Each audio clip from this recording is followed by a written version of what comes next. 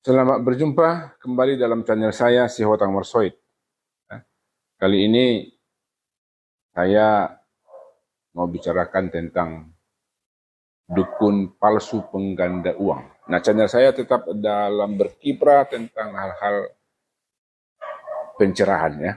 Baik, dukun palsu pengganda uang yang sadis ya. Nah, baru-baru ini ada kasus dukun palsu pengganda uang muncul dengan kesadisannya.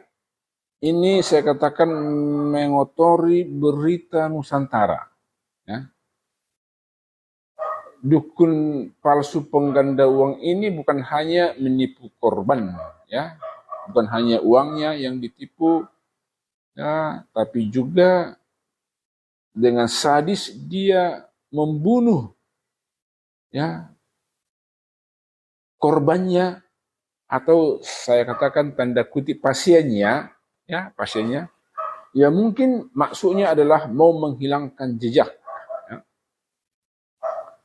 Jadi datang orang mau menggandakan uang ke sana, lalu ya diberikan uang sebagai pancingan, itu permintaan dukun. Lalu korban menunggu, ya menunggu beberapa waktu, beberapa hari, lalu nanti uangnya sudah berlipat ganda. Nah itu janji atau propaganda yang dilakukan oleh dukun palsu pengganda uang ini.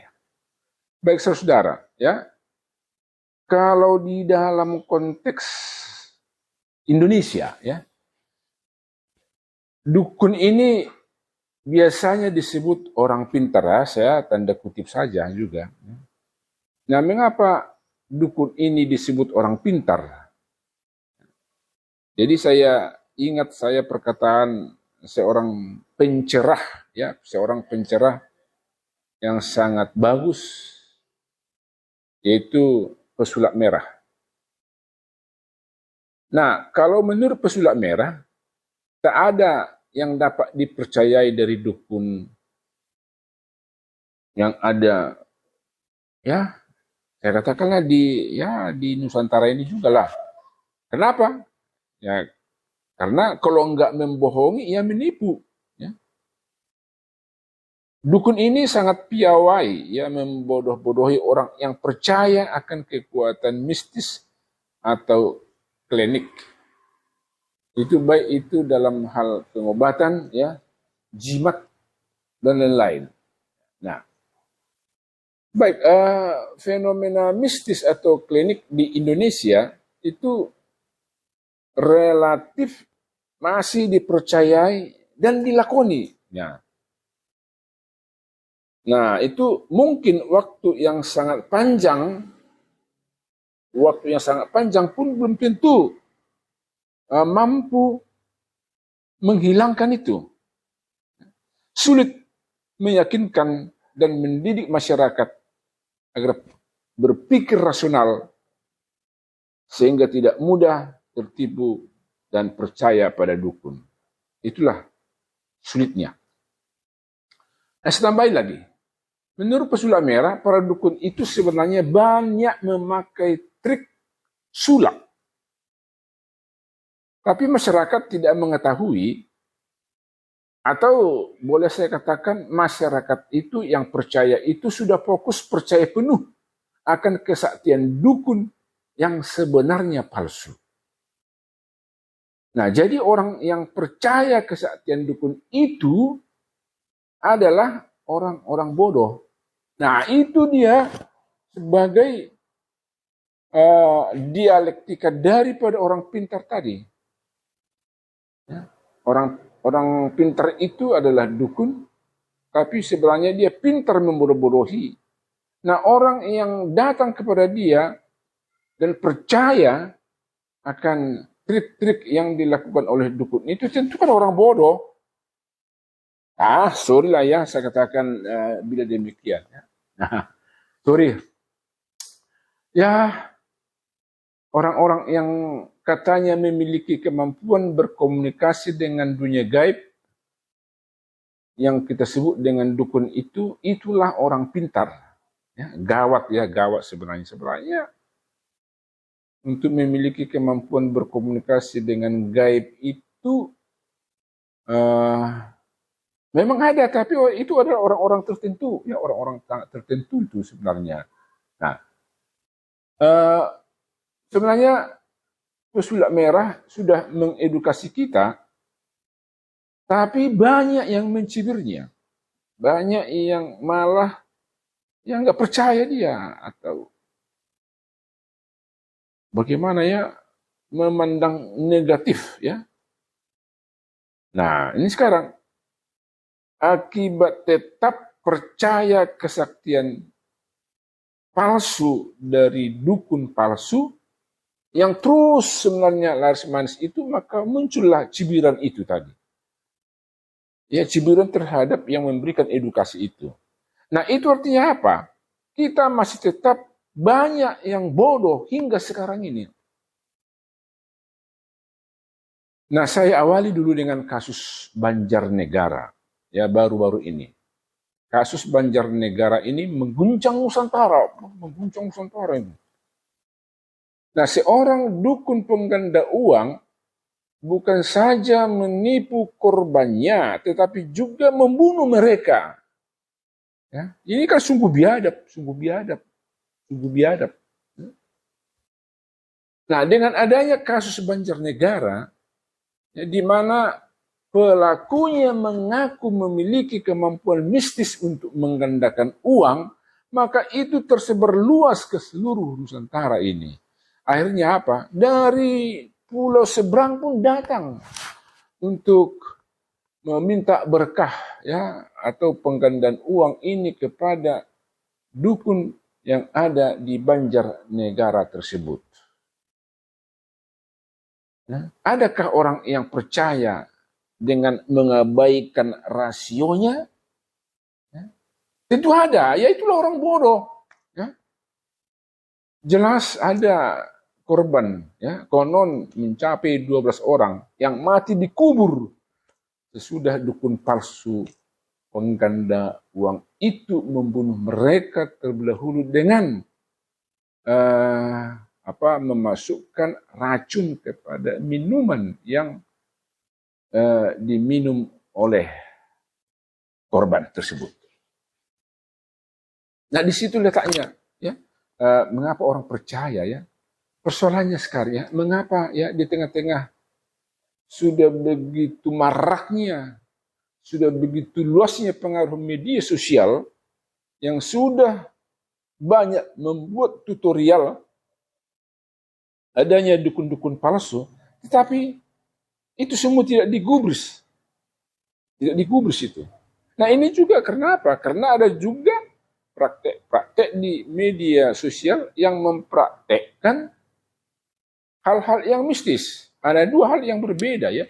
Ada mempertunjukkan kekuatan mistis atau klinik, dan satu lagi ada tutorial untuk mencoba mengedukasi masyarakat bahwa semua praktek perdukunan itu sebenarnya adalah palsu.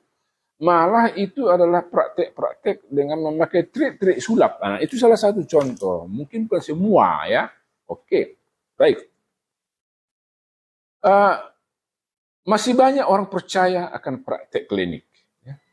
Praktek perdukunan atau praktek yang berhubungan dengan hal-hal yang mistis. Nah, bahkan ini merupakan bagian dari kultur ketimuran kita, sehingga masih tetap mengalir keyakinan kehebatan dukun ini kepada semua lapisan masyarakat. Ya.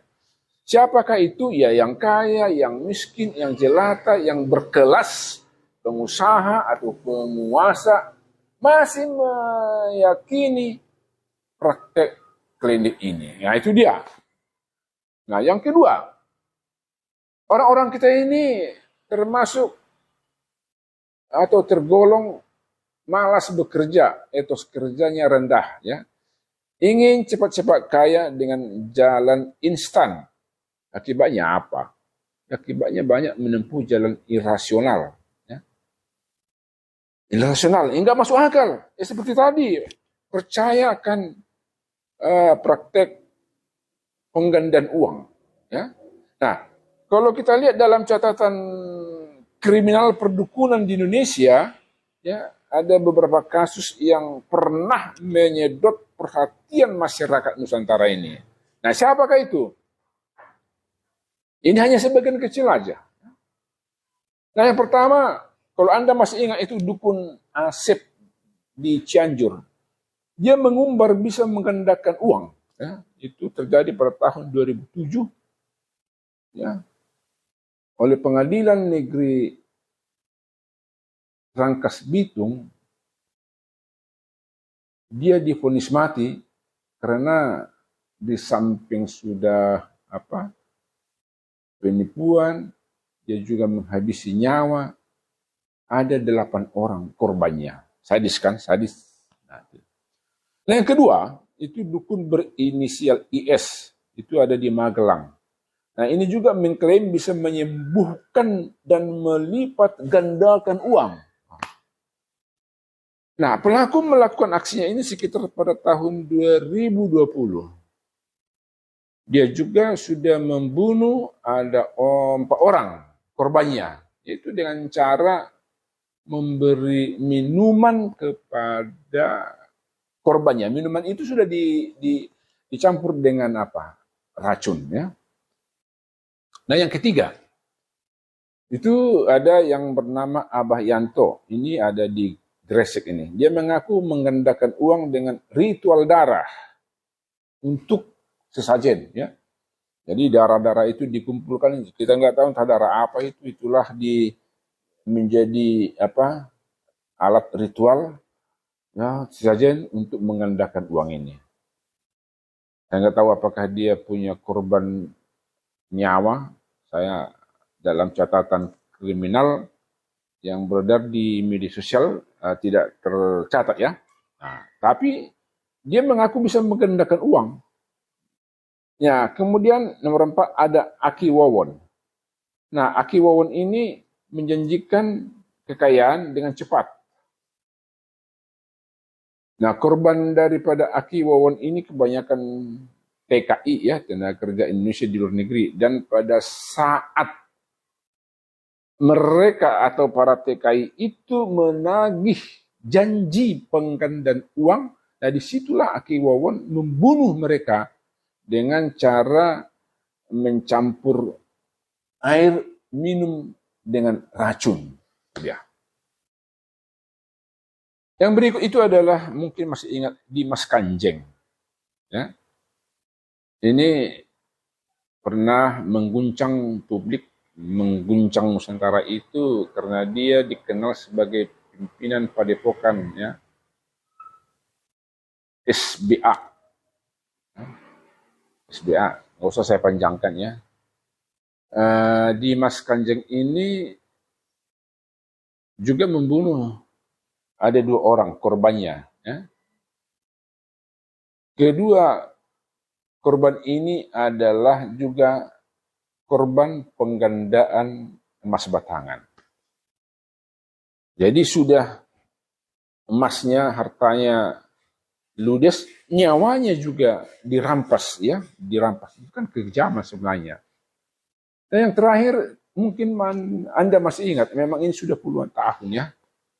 Namanya saya buat aja inisial Dukun AS. Nah, gelarnya alias Nasib Kelewang. Ya, itu namanya. Ini adalah pelaku pembunuhan terhadap 42 orang perempuan. Nah, ke-42 orang ini adalah pasien-pasiennya. Ya. Lalu pasiennya itu dibawa ke perkebunan tebu di desa Semayang, perkebunan tebu Semayang, dan mereka di sanalah dihabisi dia. Ada 42, luar biasa ya. Masyarakat begitu percaya kepada dukun, tapi dukun ya dengan sadisnya malah menghabisi nyawa mereka. Nah, kalau saudara, inilah persoalannya. Adanya terminologi atau diksi orang pintar kepada dukun.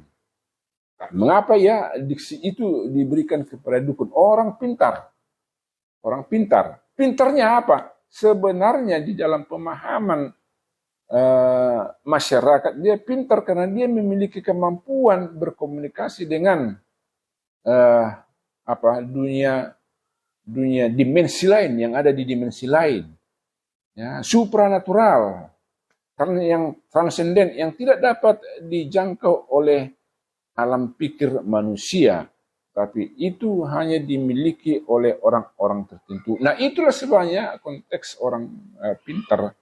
Tetapi dalam perkembangan berikutnya, para dukun ini sebenarnya, ya, para dukun ini banyak, ya, mengaku dukun, dia banyak melakukan praktek-praktek penipuan dengan memakai trik sulap, ya, memakai trik sulap, baik itu trik sulap kuno maupun trik sulap modern yang sudah memiliki alat-alat elektronik. Ya. Jadi orang kita yang ingin cepat kaya, ingin mendapat jabatan, ingin naik pangkat, ya, ingin jodoh, ya, malas bekerja, ingin instan, ya, mendatangi dia, percaya kepada praktek-praktek perdukunan palsu itu, ya, seperti penggandaan uang itu. Nah, disitulah sebenarnya kita yang percaya akan dukun itu adalah orang bodoh, bukan tanda kutip, ya, orang bodoh. Nah, jadi masihkah kita mau mendatangi praktek dukun ini? Hati-hati. Kalau bukan uangmu, hartamu yang dikuras, maka uang, harta, dan sekaligus nyawamu juga dihabisi. Terima kasih. Sampai di sini perjumpaan kita. Salam